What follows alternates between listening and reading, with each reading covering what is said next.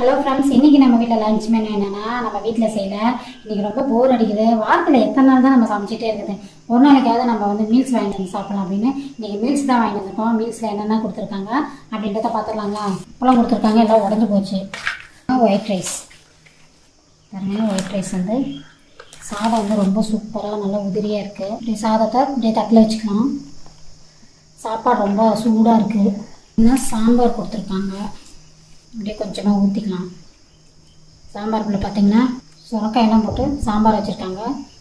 முட்டைக்கோஸ் பொரியலில் அந்த பருப்பு சிறுபருப்பு இருக்குதுன்னு பார்த்திங்களா, அதெல்லாம் போட்டு பொரியல், வெண்டைக்காய் பொரியல். அடுத்ததாக பார்த்திங்கன்னா ரசம். அடுத்ததாக பார்த்திங்கன்னா மோர் குழம்பு. அதுக்கப்புறமா மோர் நல்லா பச்சை தண்ணி மாதிரி தான் இருக்குது.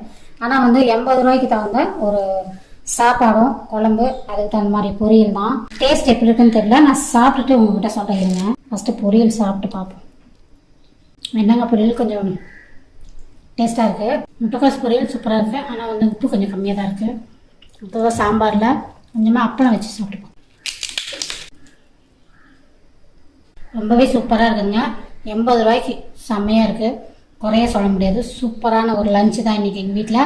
உங்கள் வீட்டில் என்ன லஞ்ச் அப்படின்றத எனக்கு மறக்காமல் கமெண்ட் பண்ணிடுங்க.